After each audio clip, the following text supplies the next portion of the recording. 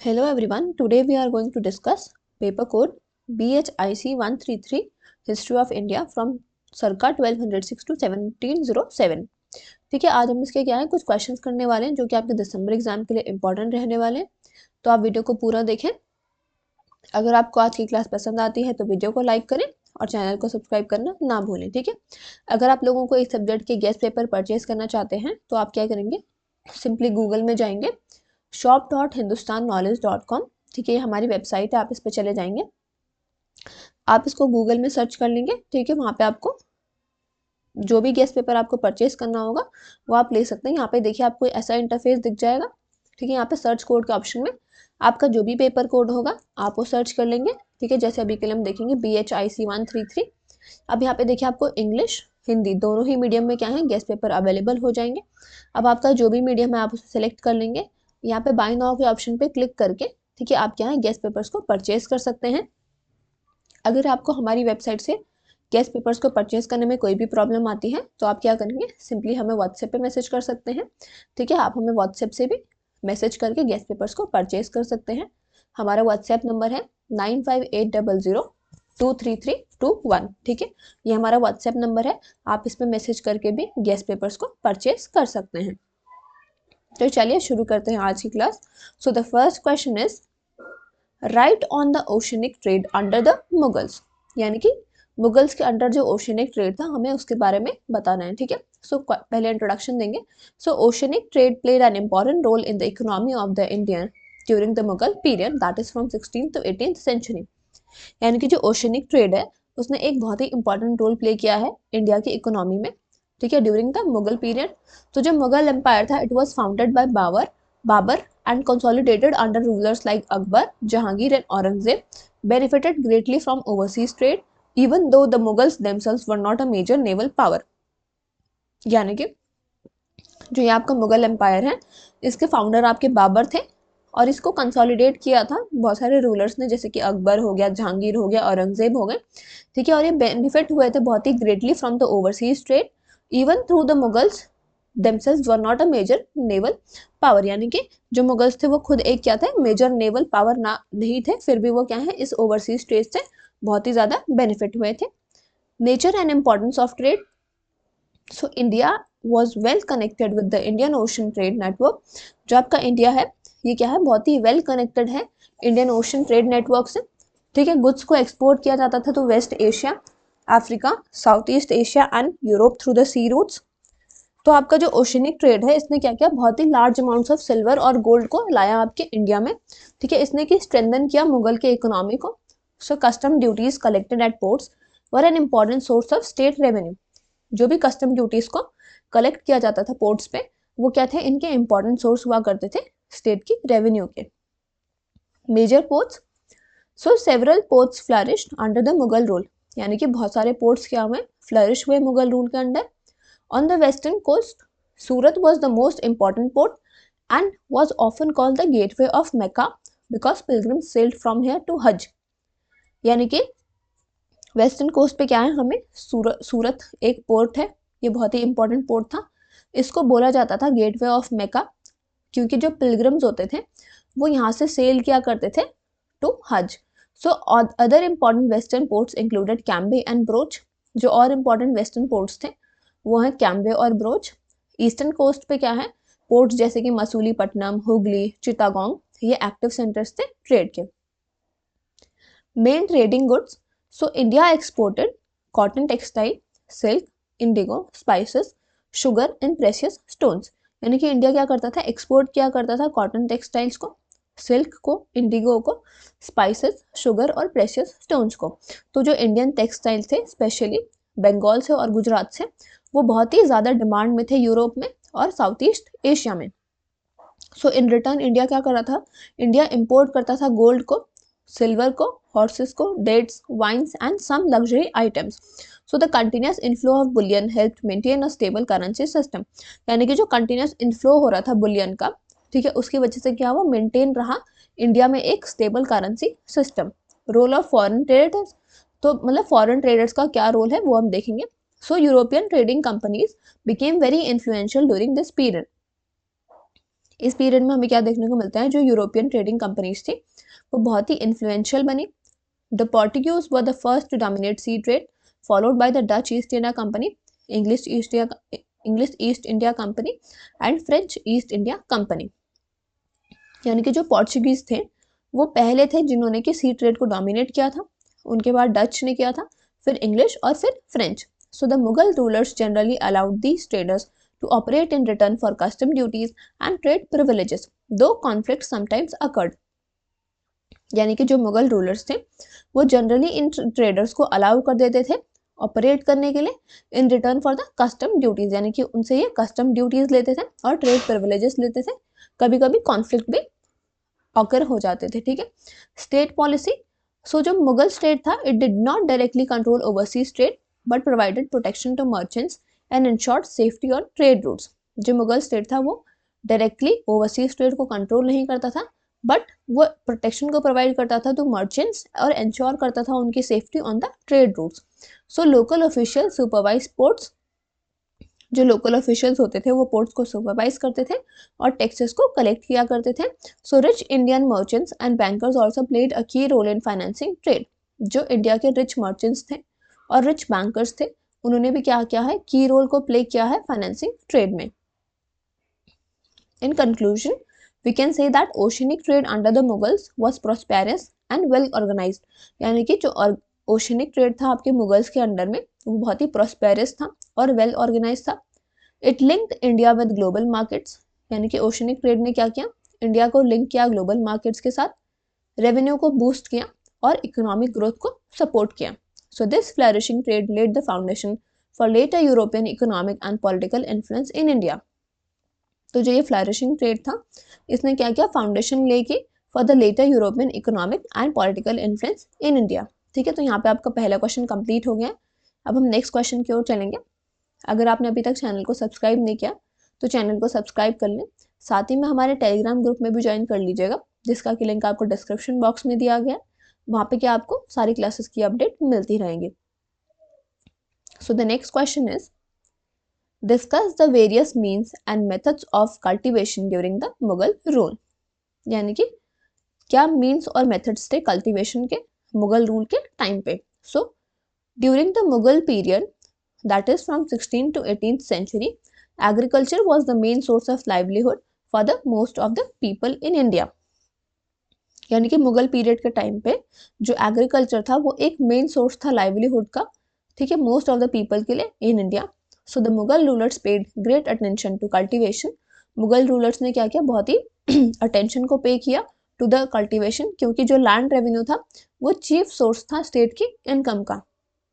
So as a result हमें क्या देखने को मिलता है, बहुत सारे मेथड्स और मीन्स को अडॉप्ट किया गया था ताकि एग्रीकल्चरल प्रोडक्शन को इम्प्रूव किया जा सके. Types of land and crops. So the Mughals classified land into different categories such as polaj, that is land cultivated every year, paurauthi, that is land left fallow for a short time, chachar and banjar, that is uncultivated land. Polaj land was the most productive. यानी कि Mughals ने क्या किया था, land को अलग अलग categories में डिवाइड किया था जैसे कि पोलाज, परौती, छाछर और बंजर. ठीक है. पोलाज लैंड क्या होती थी, बहुत ही प्रोडक्टिव लैंड हुआ करती थी. फार्मर्स क्या है, फूड क्रॉप्स को ग्रो किया करते थे और कैश क्रॉप्स दोनों को ही ग्रो किया करते थे. फूड क्रॉप्स जैसे कि राइस हो गया, वीट हो गया, बार्ले हो गया, मिलेट्स हो गया, फिर पल्सेस हो गए. और कैश क्रॉप्स जैसे कि कॉटन, शुगर केन, इंडिको, टबैको और ओपीएम. सो जो ये मिक्स पैटर्न था कल्टीवेशन का, इसने हेल्प किया पेजेंट्स को to meet their needs and earn income. Tools and techniques. So जो कल्टीवेशन था वो ट्रेडिशनल टूल्स के हेल्प से किया जा रहा था. सो जो मोस्ट कॉमन इम्प्लीमेंट्स थे वो थे wooden plough, usually drawn by the oxen. So iron ploughshare was used in some region. यानी कि आयरन के जो प्लॉशेयर्स थे उनको कुछ किसी रीजन में यूज किया जाता था, स्पेशली जो फर्टाइल एरियाज हुआ करते थे. Other tools included sicles for harvesting. ठीक है. सिकल्स को यूज किया जाता था हार्वेस्टिंग के लिए और होइस को यूज किया जाता था for loosening the soil. So farming methods were simple. जो फार्मिंग मेथड्स थे वो बहुत ही सिंपल थे पर इफेक्टिव थे. वो बेस्ड थे आपके long experience and local conditions पे. Irrigation facilities. सो जो इरिगेशन था उसने बहुत ही इंपॉर्टेंट रोल प्ले किया है मुगल के आर्किटेक्चर, मुगल के एग्रीकल्चर में. सो जो फार्मर्स थे वो डिपेंडेंट थे रेनफॉल पे, बट आर्टिफिशियल इरिगेशन भी बहुत ही वाइडली यूज हुआ करता था। वेल्स बहुत ही कॉमन मेथड थे सोर्स ऑफ इरिगेशन के।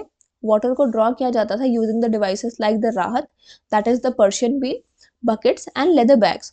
सो कैनाल्स को भी कंस्ट्रक्ट किया गया था और रिपेयर किया गया था, specially during the reign of Akbar and Shahjahan, which help expand the cultivation in many areas.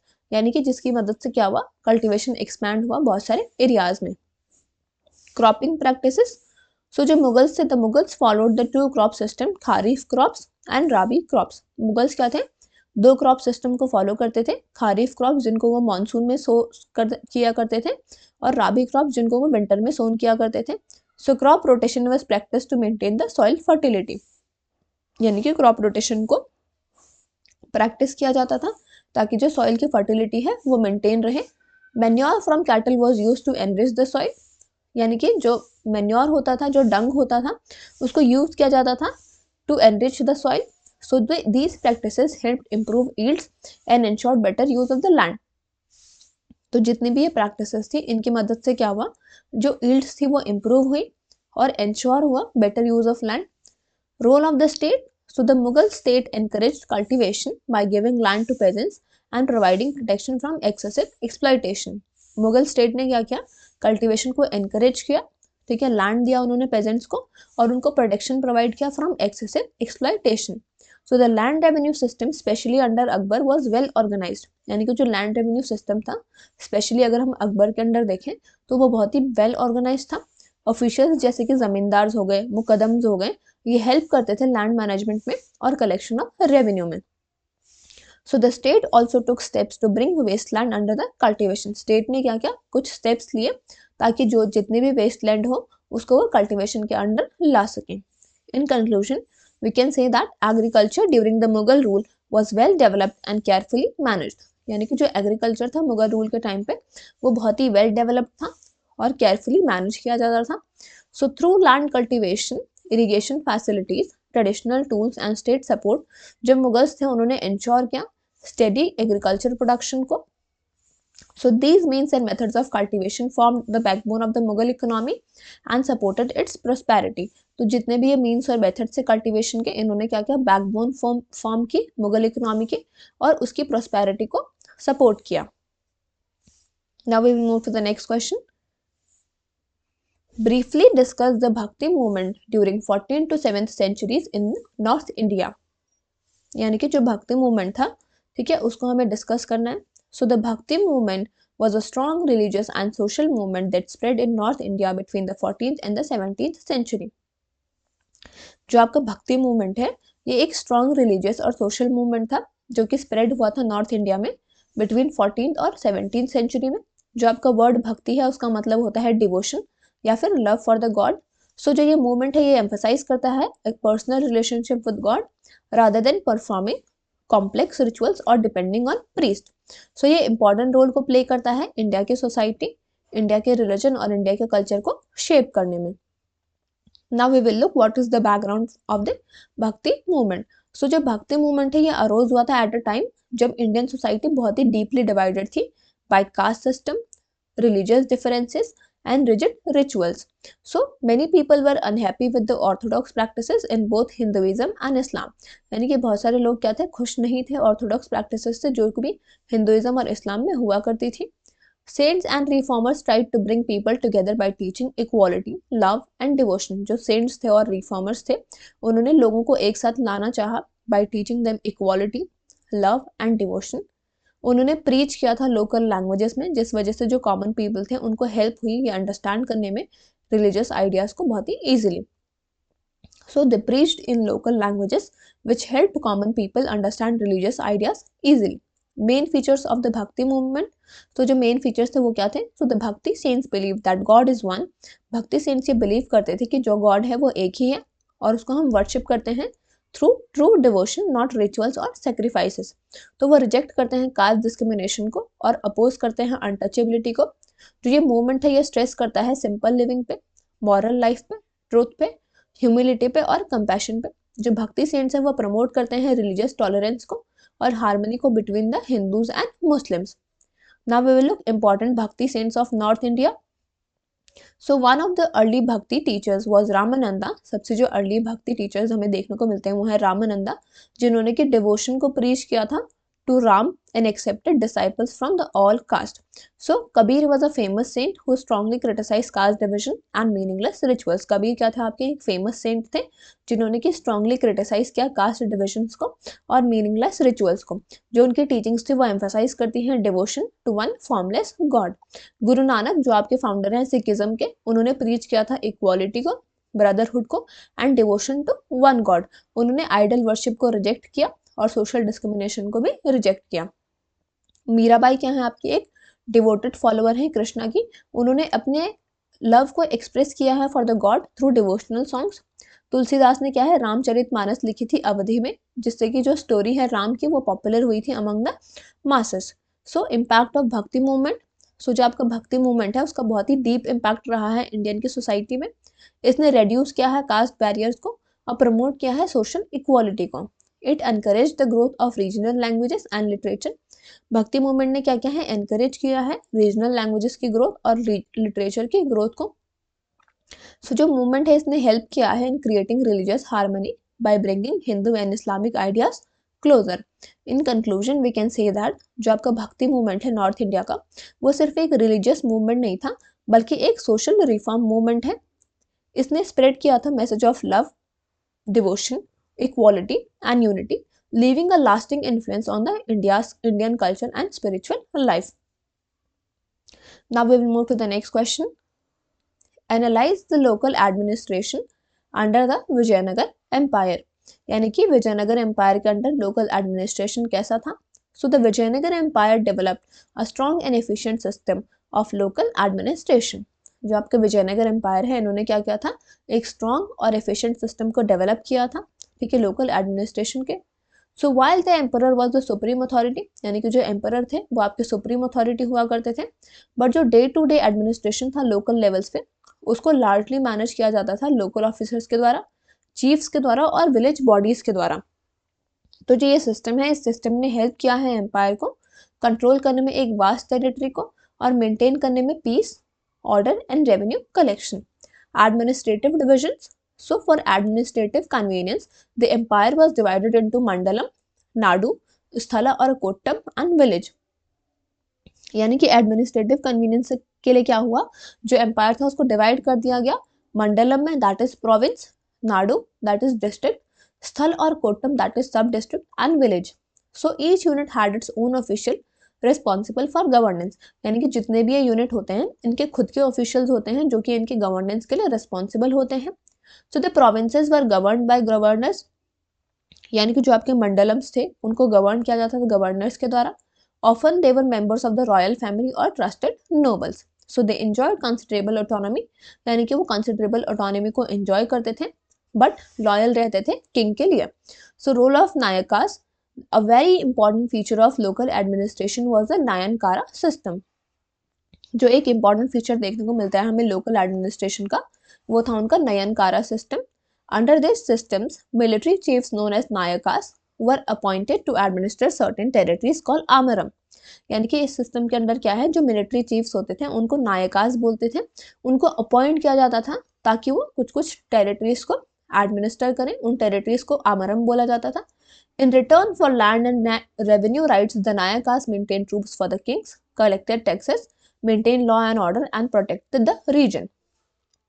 यानी कि लैंड और रेवेन्यू राइट्स के लिए जो नायकास होते थे वो ट्रूप्स को मेंटेन किया करते थे किंग्स के लिए, टैक्सेस को कलेक्ट किया करते थे और लॉ एंड ऑर्डर को मेंटेन रखा करते थे और रीजन को प्रोटेक्ट किया करते थे।